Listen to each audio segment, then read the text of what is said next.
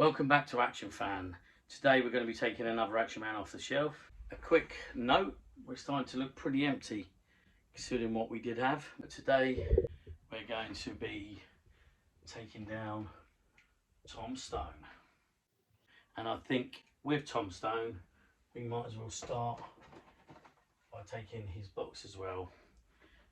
And there you go, there's Tom Stone, obviously a black Action Man.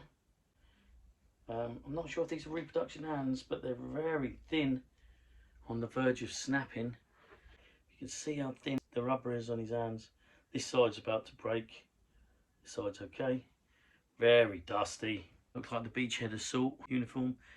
Right, let's put him on here. He's got the old style beret. I'm glad to see we got the badge. Here's the box. This is the first box we're going to be looking at. Look at that price.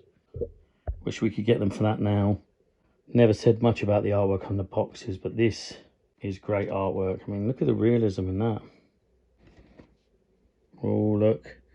There's one I never knew about, Bullet Man. I knew nothing about him because I stopped looking at Action Man way before he was made. Along with Tom Stone, we go for this guy, which I think is in a Colditz Escape uniform, but he is, as I believe, a 40th edition Action Man. Now these guys don't look so bad with beards, but without the beards their heads can look very pinched in. It's really sad because the 40th, they came so close, because you can't actually put your fingers on, or I can't put my fingers on why the heads look so different and so cartoonish and haven't got the realism of the other guys. Obviously not the eagle eyes because they're not realistic, but the ones that I like, the locked hair and with the non-eagle eyes.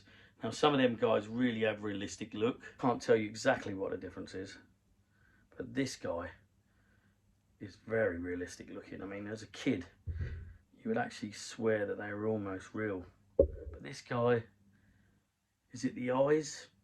I know the heads are pinched in, that makes a big difference, but is it the eyes? Look, are they painted not so well?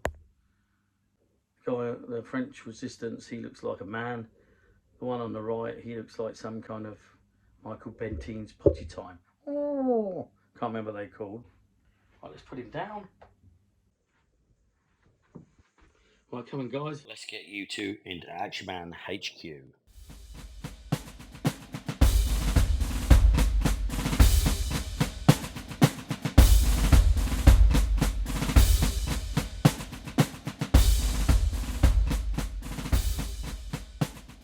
Here we are in Action Fan headquarters. We've got Tom Stone.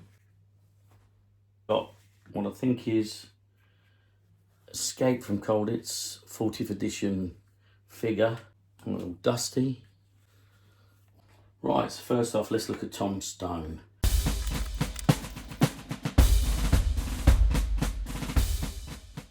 Right, okay, this guy's flock is fantastic. Nothing worn, nothing missing. Now, this is an original box. See the price, £3.75. Wouldn't it be good to buy Action Man for £3.75 now? Now, I've not looked at any boxes before. Let's quickly get into the box. Contents: Tom Stone figure, realistic hair, gripping hands, camouflage suit, beret, heckler and cock, SMGs. But the artwork, like I said in the other room when we got them off the shelf, I love the artwork on these. It's fantastic, isn't it? As a kid, just sparked so much magical imagination. Right, so I understand these were G.I. Joe muscle body. Let's have a look at the back on him. 1975, Hasbro, made in Hong Kong. So 1975. Now obviously he's got a camo outfit on. Not really keen on these ones when they got one popper. They actually came like that, one popper. I mean, that's really poor, isn't it? Like one more popper wouldn't have hurt and made that uniform look a lot better.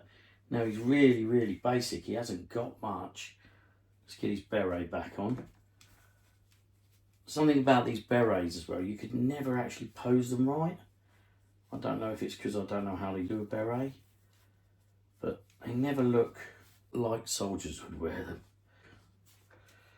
I don't know if these are original hands, but they look very thin and very poorly made. There we go, there's his hands up nice and close.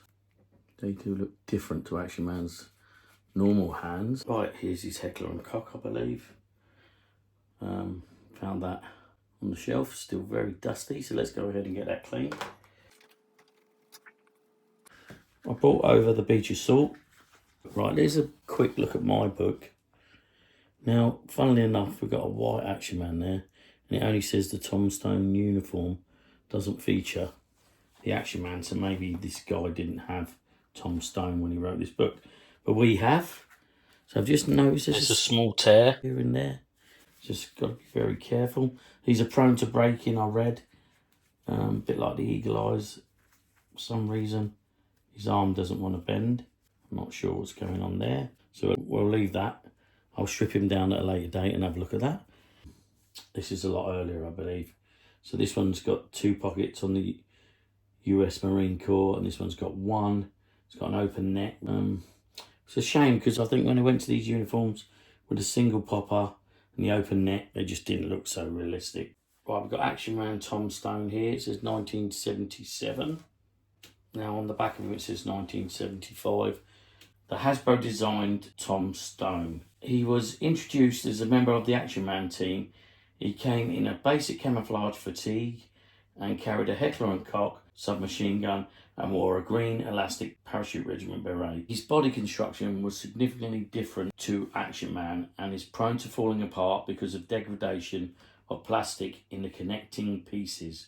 Right, so that's probably why his arms won't bend. So I'm glad I haven't forced them, because there's a chance that might break. There is a suggestion this figure may have been imported as early as 1976 because of the older style side panels and artwork similar to the mid-1970s boxes for the soldier, sailor and adventurer. Well, that'll explain why it says 1975 on his back. 1976 figure boxes would generally have a gold sticker on them celebrating the 1976 Toy of the Year award. So they're saying this is more like the slightly older boxes, 74, 75.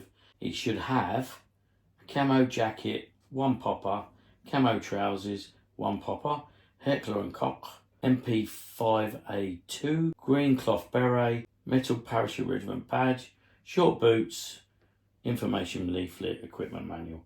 Right, okay. Right, Tom Stone is basically the later muscle body G.I. Joe, the Black Adventurer. Right, okay, I've not seen that. Don't know much about G.I. Joes. Really would like to know and really would like to own a few. The Black Muscle Body Joe can be passed off as a Tom Stone figure if dressed accordingly, since he used the Joe body without changes. In the US, there was also a bearded talking figure available with this head sculpt. So that'd be really cool to have him with a beard. Maybe something I'll do. If I can't find one, maybe I can find a Tom Stone head and give him a beard. Tom Stone camo shirt and trousers should have the Action Man clothes label with the bullet holes omitted from the Action Man logo. They had long since disappeared since the first Beachhead Jungle camo fatigues of 1966, similar but not identical in design. The green beret is elasticated and oddly carries the Parachute Regiment logo, which is more correctly cited on the more similar red berets. Right, okay, yep, that is strange, isn't it? The pants waistband include Action Team logo, as the figure was a US origin. There you go, look at that. If you can just see that. So I believe the G.I. Joe started calling themselves Action Team. They're more like adventurers than they were soldiers, because as I believe it was the Vietnam War that made everybody sort of anti-war, but we're all anti-war to a degree anyway, not unless you have to have it. So to sell more figures, they thought they would turn him into Action Team. I believe, think about it, that was the beginning of political correctness, maybe a little bit of that. The reproduction hands, and it shows originals. Tom Stone original hands are left and centre, and the reproduction are fitted on the right. So I'll show you that picture up there now, you'll see that. Rather than take this uniform off him and risk damaging his joints, because the joints aren't working at all, I'll show you some pictures of what he looks like is the elbow joints. I'll show you that now, and I don't want to manipulate them too much because they're likely to break. So unfortunately I can't really pose him much. Got everything that came with Tom Stone, so he's just about ready to go in the cupboard. All that's left to say is, Tom Stone, get in the cupboard. Right, I'm not really sure where Tom Stone fits in the whole scenario. Is he an American? Because he's in the sort of semi-marine camo. He's got the paratrooper badge on his beret. I'm not really sure where to put him.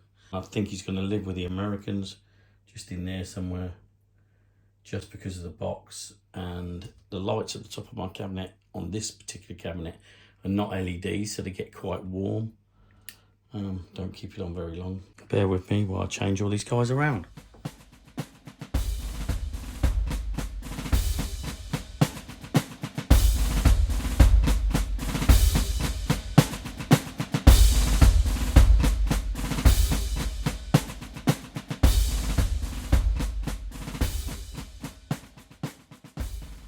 Right, so there he is. There's Tom Stone alongside his box.